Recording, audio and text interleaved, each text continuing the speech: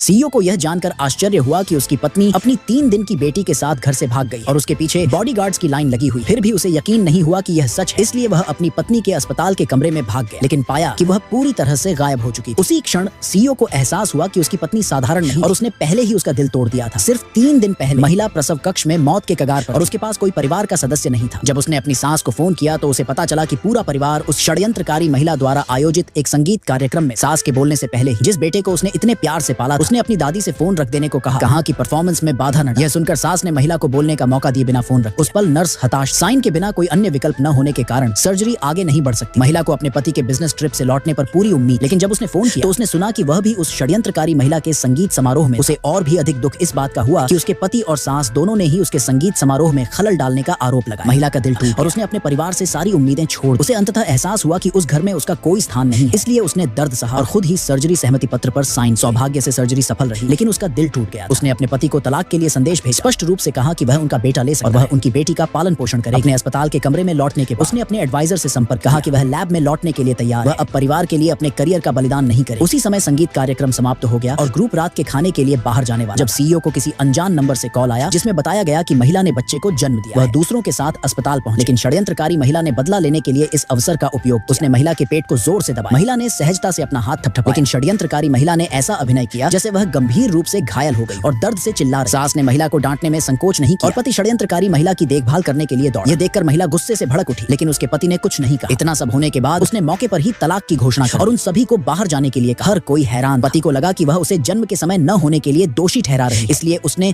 उस षड्यंत्रकारी महिला से कहा कि वह उसकी मां और बच्चे को ले जाए, जबकि वह अपनी पत्नी को सांत्वना देने के लिए वहीं रुका रहा। लेकिन जब उसने फिर से तलाक का जिक्र किया तो उसने मान लिया कि वह सिर्फ नाराज और उसे आराम करने के लिए कहा। उसने कहा कि वह किसी और दिन आए, लेकिन अगले दिन जब वह उससे मिलने वापस आया तो षड्यंत्रकारी महिला ने उसे फिर से बुलाया और उसे खींच कर ले। उसने सोचा कि केयर गिवर उसकी पत्नी की देखभाल करेगा, इसलिए वह बिना किसी चिंता के चला, लेकिन उसे यह नहीं पता था कि उसकी मां केयर गिवर को रखना भूल गई। वह अपने दोस्तों के साथ महाजोंग खेल रही और सीईओ को धोखा देकर वहां से निकल जाने के बाद षड्यंत्रकारी महिला ने दिखावा करने के लिए पत्नी को एक फोटो भेजी। महिला स्क्रीन को घूरती रही, उसका दिल पूरी तरह से ठंडा। इस बीच सीईओ अपने नखरेबाज बेटे से परेशान था, उसे प्रभावित करने की कोशिश कर रहा। षड्यंत्रकारी महिला ने उसे उबले हुए अंडे खाने के लिए मनाने के लिए चॉकलेट, हालांकि वह जानती थी कि उसे एलर्जी है, फिर भी उसने परवाह नहीं। सीईओ ने बेटे को खाते हुए देखा और पत्नी को दोषी ठहराया, कहा कि उसने बच्चे को संवेदनशील और नखरेबाज बना दिया, लेकिन अगले ही पल चॉकलेट एलर्जी की वजह से लड़के को पित्ती निकल। बिस्तर पर लेटे लेटे वह अपनी मां को पुकारता रहा। असहाय होकर सीईओ ने अपनी पत्नी को फोन, उसे वीडियो कॉल करके लड़के को सांत्वना देने के लिए कहा। वह उससे बात नहीं करना चाहती और बस उसे फोन बच्चे को देने के लिए कहा। जब लड़के ने कहा कि वह कार्टून देखना चाहता है तो वह तुरंत सहमत हो। उससे कहा कि वह जो चाहे कर सकता है, वह अब हस्तक्षेप नहीं करेगा। तभी बॉडीगार्ड्स का एक समूह कमरे में घुस आया।